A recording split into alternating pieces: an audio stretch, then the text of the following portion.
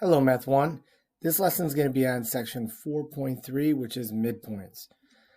Before we really get into what midpoints are and all that, we're going to go through a little construction through this website and try your best to follow along. And if you can duplicate the steps with a compass and a straight edge, feel free to follow along in your packet and duplicate the steps.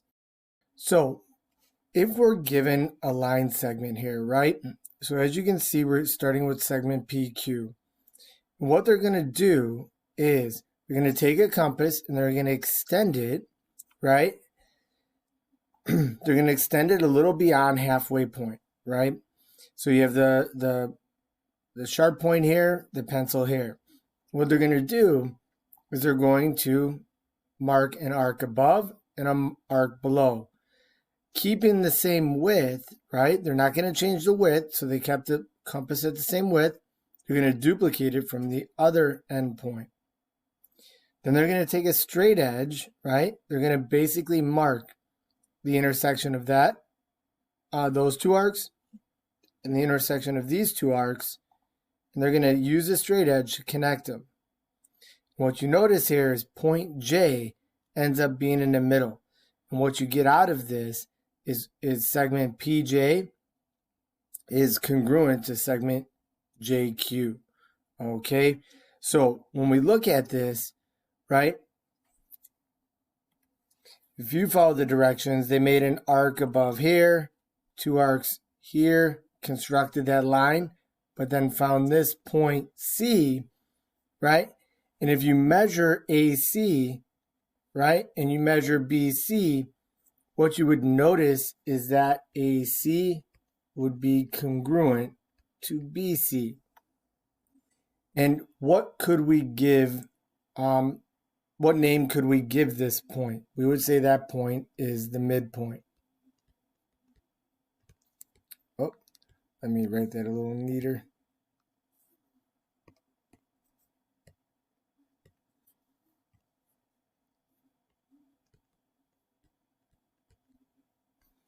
Okay, so now let's formally introduce this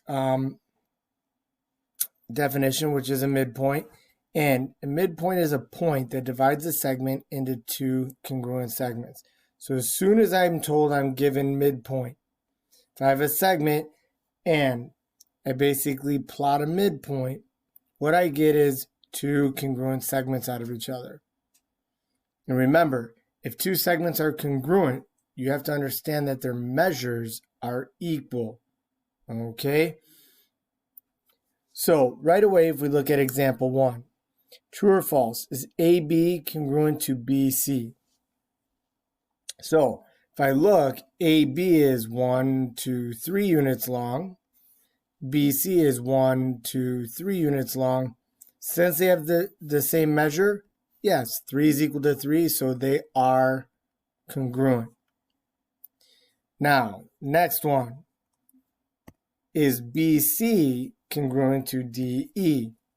So is BC has a length of 1, 2, 3.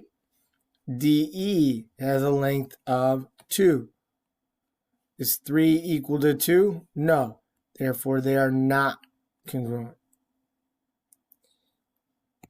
So which point, right? Name the midpoint of AC. So if I go over here and I highlight segment AC, right? What point ends up being directly in the middle, right? Well, if I look, this side is 3 units long. This side is 3 units long. So we know point B is the midpoint of that segment. Okay, then right away here, where would you plot the midpoint of AD? If I highlight AD, basically what I'm going to do, right, is look at this and say, AD, if I go 1, 2, 3, 4, 5, 6, 7, 8 units long, right? So if I take 8 units and I divide it in half, that means it's 4 units. So if I go 1, 2, 3, 4, plot a dot, I should see it duplicates it on the other side. 1, 2, 3, 4. So that would be 4 and 4. So we would plot the midpoint at coordinate -4.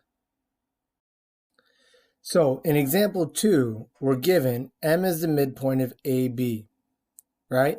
Find the measures of AB. So let's actually change this to AM. So we're going to find the measure of AM and MB.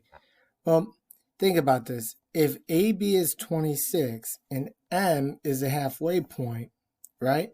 If I take 26 and divide it by 2, that would give me 13, which means in order for M to be the midpoint, AM would have to be 13 and MB would have to be a 13. Okay. Next one, example 3, right? P is the midpoint of RS, right? Find the length of RS. So if I look, if RP is 7, I know PS is 7. And right away here, the length of this segment would be 7 plus 7, which is 14 units long.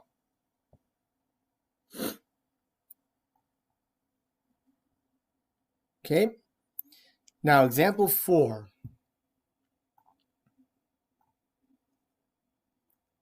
In example 4, it says you're given the fact that C is the midpoint of AB. Okay, so right away, once I see that C is the midpoint of AB, I'm going to mark AC congruent to, right, BC. That's the first thing you have to know. And if AC is congruent to BC, you have to understand that the measure of AC, you have to know the measure of AC would equal the measure of BC. Well, what is the measure of AC? Well, AC is 2x plus 1. And we know that that's going to equal the measure of BC, which is 3x minus 4. So right away, all I have to do is solve for x now. If I subtract 3x, subtract 3x, subtract 1, that would give me negative x is equal to negative 5. And if I divide by negative 1, I get x is positive 5. So we found the value of x, no problem. Right? Now, if I go to find AC, BC, and AB, all I have to do now is plug, right, that value of x in for each x value. So AC right away would be 2 times 5 plus 1. It's going to give me 10 plus 1, which is 11. Now, right away, without plugging x into BC, what should it be when we plug x in there? It should be 11, right? If C is a midpoint, these should be equal. So right away, 3 times 5 minus 4, give me 15 minus 4, which is 11. So right away, AC is 11, BC is 11, and now when I go to find AB, 11 plus 11 is going to give you 22.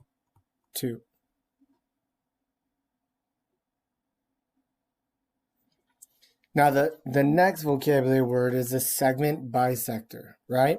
And a segment bisector is basically a segment, line, or ray that intersects a segment at its midpoint, okay? So right away, if I give you a segment and I plot the midpoint so that that's congruent to that, and I were basically to take a ray and do something like that, that ray would be a segment bisector, right? If I made it a line going through like that, That line would be a segment bisector. So when we're given the next example, DE bisects AB, find X in the measure of BC and AC, right? Right away, as soon as I see this, I go to the diagram and I say, well, DE bisects AB. So right away, I know C is the midpoint of AB, right? Making this congruent to that. So I know right away from that given statement, AC is congruent to BC. What is the measure of AC? 8x minus 3 should equal 6x plus 11. And now, if I go ahead and solve for x, I will get 2x equals 14. And when I divide by 2, x is equal to 7. Now, to find AC and BC, all I have to do is plug x in. 8 times 7 minus 3. 56 minus 3 is 53. Now, right away, I should notice that this is going to have the same measure. That should be 53 after I plug 7 in. So, 6 times 7 plus 11 will give me 42 plus 11, which is 53. All right. So remember, anytime we're given midpoint, right? Midpoint means two congruent segments. So now we go from segment addition, right? Knowing we're given a segment's length, and now we got to know when to use midpoint. All right. And never assume midpoint. Always know you have to be given the fact that it's midpoint. So right away here, right, these are what we call like drawing conclusions. And all we're looking for is basically what conclusion can we make? Well, if we're given D is the midpoint of FE, so here's D, here's FE. If D is the midpoint, what can we conclude? We conclude that FD, segment FD, is congruent to segment DE. And we actually have an appropriate reason here. And our reason is if midpoint, then two congruent segments. All right. Now next, we're told OK is congruent to KP. Well, if these two segments are congruent, what does that tell us about K? Right? You can either say one of two things. You could either say K is the midpoint of OP, or you could actually say line JM bisects segment OP. You can say either one. But our reason here would now be if we know we have two congruent segments, right? Then we know we have a midpoint. All right. And last, if we're given XY bisects AC at point B, what can we conclude right away? Well, we know XY is bisecting AC. So AC is getting bisected. So we know B is the midpoint. So we would basically say, what can we conclude? We can conclude AB is congruent to BC. And the reason is if a segment bisects a segment, then we get two congruent segments. Okay? So with this last part is just trying to get you to think about, hey, when I'm given this, what can I conclude? And then how could I reason? How do I know, right, what I concluded is true? That's what we use the reason for. Okay? So a lot of this is valuable, and you can see it's building each day. So make sure you're staying on top of everything, okay? All right, go ahead and work on the homework and let us know if you have any questions.